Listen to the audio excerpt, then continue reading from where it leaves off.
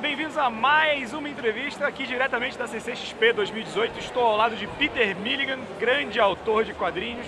And I would like to start this interview talking about my favorite work of yours, that is X-táticos. It was a title that was different from the other X titles. And how do you came with this idea? It was your idea or Joe Quesada that he was remodeling the X-Men at the time? The idea came from me and Mike. I think we both brought different things to the idea. I knew what I wanted the story to be about. To me, society seemed to be increasingly obsessed by celebrity.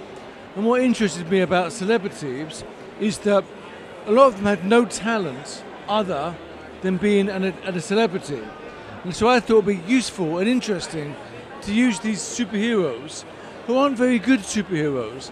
I mean, their powers really aren't very good, but they're very good at being celebrities.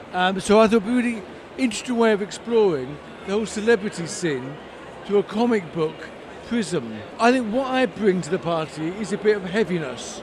I quite like stuff that gets darker. Mike Allred, he's really good at the hyper-real comic book quality. So I think that it really was a joint collaboration. And I brought, I think, the heavy ideas and the heavy character stuff. And Mike brought the bubblegum and the popcorn. He does so fantastically, you know. And it was interesting that at the same time, the main title of the X-Men, the new X-Men by Grant Morrison, was dealing with like the regular X-Men becoming celebrities. So it was something nice to see at the same time. It was not planned, but it was... Yeah, no, it wasn't planned. I guess both Grant and myself were looking at the same society, and maybe we were coming to some similar conclusions about that society, and in our different ways, writing differently about it. Yeah, you worked in Animal Man right after Grant Morrison. One thing that I noticed about Animal Man after Grant Morrison is that every author brought different ideas. Like you created the Schrödinger thing, you know, with the monkey and the descent. It was such a great story, but at the end, it all made sense. How did you came up with that idea?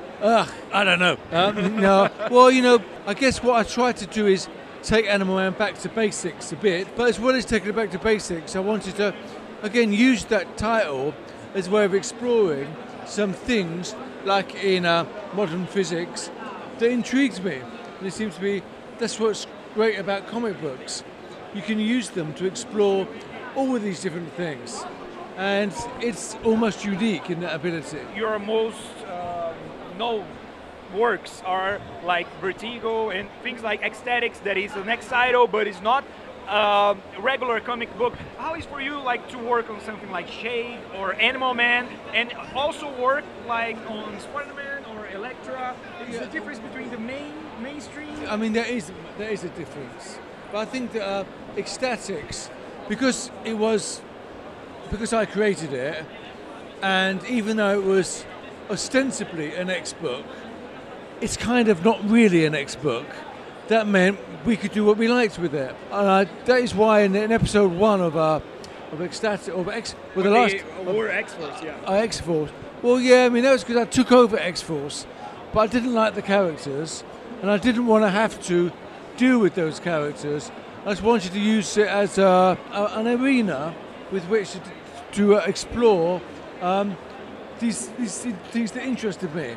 So I wanted to get rid of X-Force, but I then wanted to kill lots of the new team in X-táticos or X-Force X-táticos to say to the reader, this book might be fun, but people die in it, and when they die, they're dead.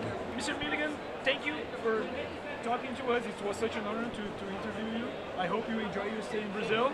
Thank you. Yeah, and see you next time. Thank you very much. Thank you.